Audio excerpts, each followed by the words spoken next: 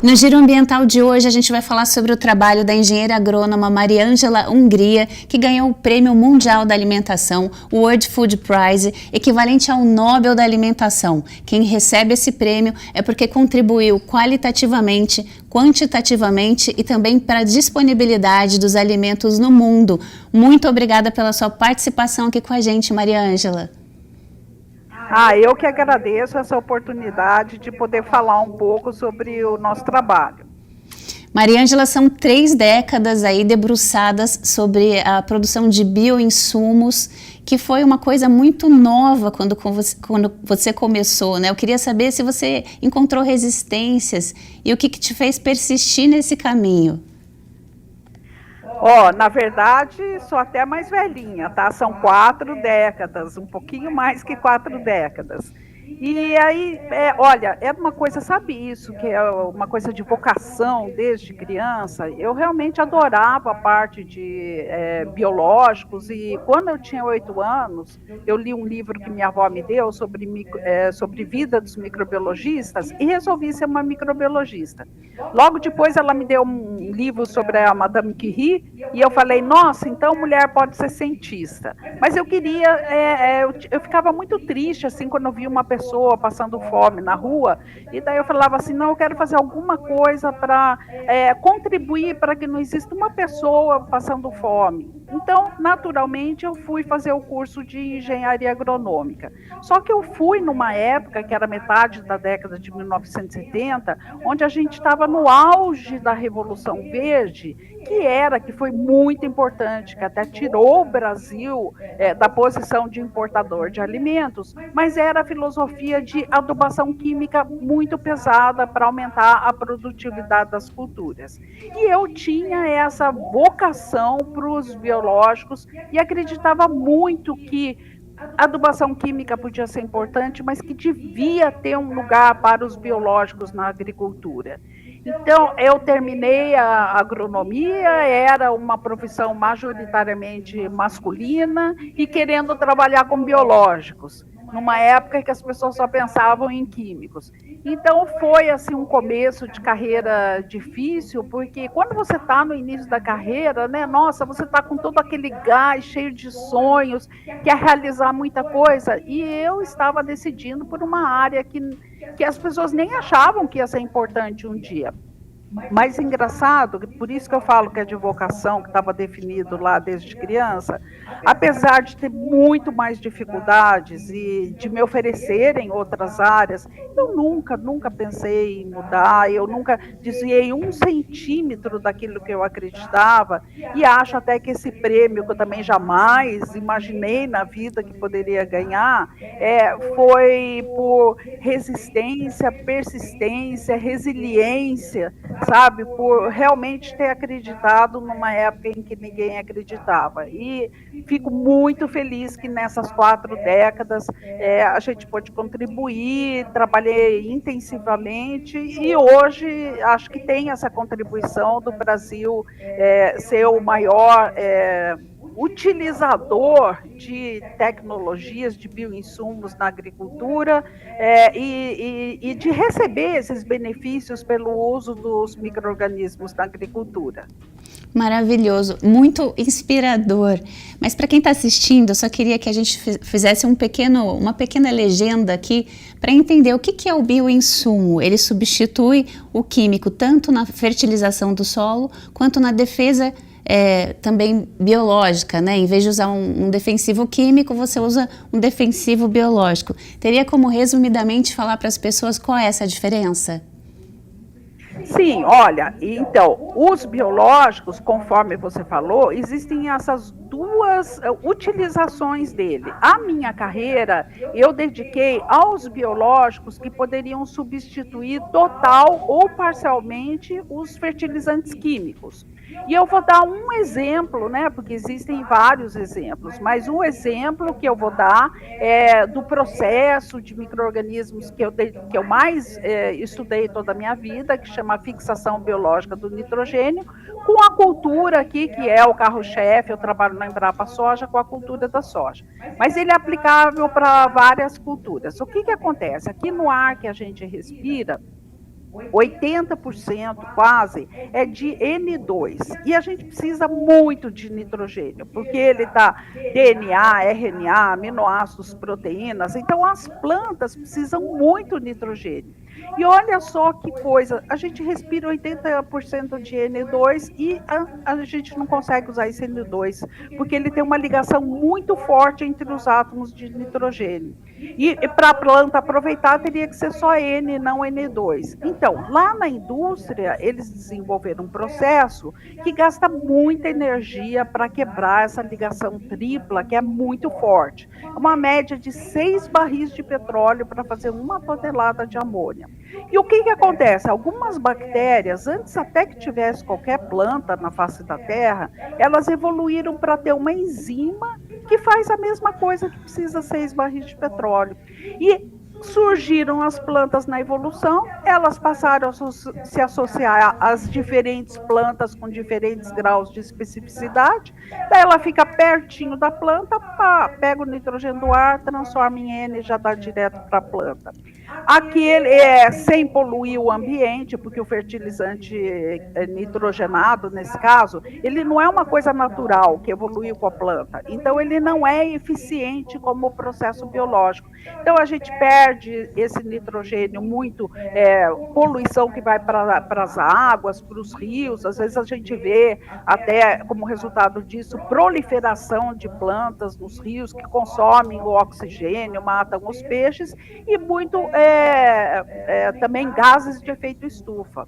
Então, para ter uma ideia de como essas bactérias são maravilhosas para a gente, só no caso da soja, a gente não colocando o fertilizante químico, e sim o biológico, que foram essas tecnologias que eu passei minha vida dedicando a esse estudo, desenvolvimento tecnológico e explicando para os agricultores, só na última safra a gente economizou 25 bilhões de dólares, deixando de comprar fertilizante nitrogenado, e tão importante quanto isso, não emitimos 230 milhões de toneladas de CO2 equivalente. Então eu posso garantir para você, sem dúvida nenhuma, que se não fosse essas bactérias, o custo da soja no Brasil para produzir ia ser tão elevado que nós não produziríamos soja e não seríamos o que somos hoje, o maior produtor e exportador de soja do mundo. Maravilhoso. E eu queria saber se existe a possibilidade da transição, então, do químico para o biológico, se essa transição é tranquila. E também queria que você falasse agora desse acesso aos pequenos agricultores que estão sendo promovidos pela cooperativa, né? Exato. Hoje, a gente, e olha que eu dedico mais de 40 anos à pesquisa com biológicos. Hoje, para essa agricultura de larga escala que a gente tem no Brasil, nós já somos o terceiro maior produtor de grãos do mundo. A gente ainda não tem o conhecimento, a tecnologia para fazer 100% biológico. Então, a gente precisa dos químicos. Mas qual que é a importância dos biológicos? Todas as possibilidades que tiver de substituir o químico por biológicos, a gente substitui. E a gente pode aumentar muito, porque a gente pode aumentar hoje, por exemplo, no caso da soja, essas bactérias que eu trabalho, já 85% de toda a área com soja no Brasil, que são hoje 47 milhões de hectares, já usa esses biológicos. Mas a gente pode avançar muito em outras culturas, em outros micro-organismos, porque 10 a 15% hoje da nossa agricultura é com biológicos. Então, eu acredito que com o conhecimento que a gente já tem hoje, a gente pode subir para 50%, 60%.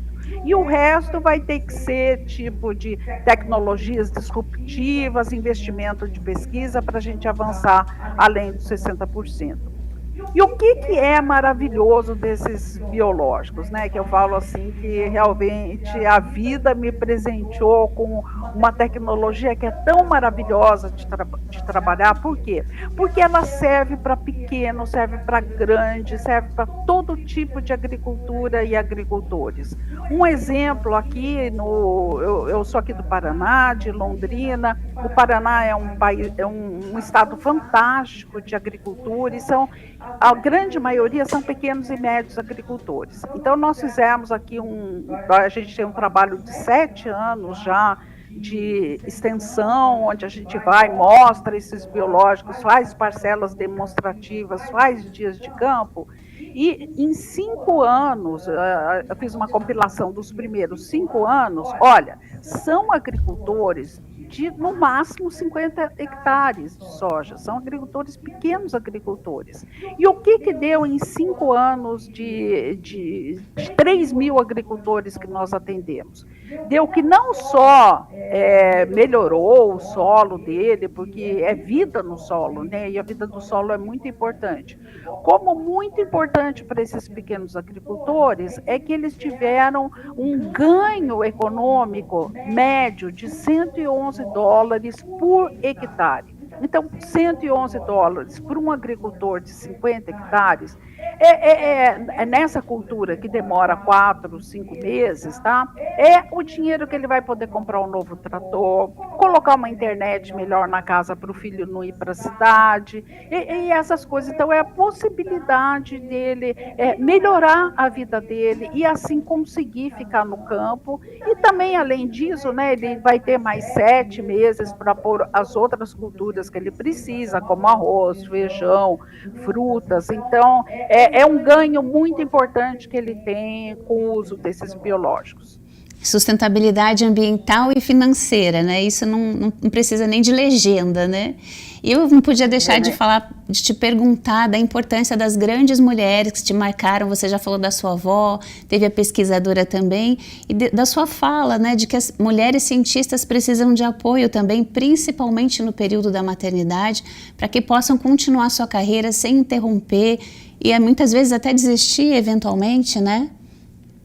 É verdade. Infelizmente, ainda hoje eu vejo muito preconceito, principalmente em relação à maternidade, sabe? E isso realmente, eu tenho procurado falar isso. Eu fui mãe muito jovem, sabe? Eu fui mãe de 2 na faculdade, tive muito preconceito com isso. E meu depoimento é o seguinte: eu jamais acho que eu seria uma cientista que chegou onde chegou hoje, que jamais esperaria chegar nisso, se eu não fosse mãe, porque eu não ia ser feliz. E é muito importante ser feliz para você desenvolver o seu trabalho bem também. E eu jamais seria uma boa mãe se eu não tivesse podido ser uma cientista feliz e realizada. Então, a gente não deve ser pressionado ou sentir medo de ser tudo o que a gente quer. E isso inclui ser mulher, ser mãe, ser pesquisadora. É claro que na vida tem épocas, por exemplo, que eu realmente tive que dedicar mais à família, porque tinha algum problema de saúde. Teve épocas que eu tive que me dedicar mais ao trabalho, porque o trabalho estava mais puxado. Mas no balanço, a gente consegue o equilíbrio e consegue chegar longe. Então, não é para se apavorar se de repente uma época você tem que se dedicar mais à família, entendeu? Ou se você tem que se dedicar mais ao trabalho. A família me inspirou a fazer o trabalho de sustentabilidade que eu sempre quis, porque eu quero um mundo melhor para minha família. Eu quero que minha família tenha orgulho de eu trabalhar tentando fazer um mundo melhor, sustentabilidade. Entendeu? E do mesmo modo, né, no trabalho. Então, preconceito que as pessoas têm, eu acho assim, maternidade dá muito foco, tá? Quando a gente é mãe, eu era super dispersiva, passei a ser mãe, tive mais foco, porque a gente sabe que quer trabalhar naquele tempo para poder depois ficar com os filhos. Minhas alunas, sempre incentivei minhas alunas, falando assim, não fica planejando muito, porque você planeja muito, você não tem filho. Quer ter filho, tenha, as coisas se ajeitam, né? E eu vejo também nessas alunas que eu tive um aumento na capacidade de focar, de resolver mais problemas. Eu acho que é uma coisa que a maternidade nos traz. Então, quem tem preconceito contra a mulher, porque é mãe principalmente, não tem nada a ver, tá? Maravilhoso, Maria Ângela. Maria Ângela Hungria, é um grande prazer te receber e você é uma grande inspiração para todas nós mulheres, para que a gente não desista em momento algum. Eu queria saber se você tem rede social para que a gente possa te acompanhar. Sim, eu tenho o LinkedIn, né? Tenho o Facebook e, sabe, minha filha é jornalista moderna e ela fala, eu não uso muito o Instagram, porque eu falo, é muita foto e pouco texto. Mas eu também tenho Instagram, vou procurar me modernizar. Minha filha falou que eu tenho que me modernizar, que hoje é Instagram que eu tenho que usar mais, tá bom? Mas eu gosto muito do LinkedIn, né? O LinkedIn, pra gente de carreira, assim, de pesquisa, de trabalho, de tudo, eu acho um veículo excepcional. A gente vai colocar aqui então para que o pessoal possa acompanhar os seus artigos, as suas publicações. Eu quero agradecer mais uma vez pela sua presença aqui com a gente. Eu que agradeço essa oportunidade. E para você que nos assiste, muito obrigada pela companhia. Na semana que vem a gente volta com mais Giro Ambiental.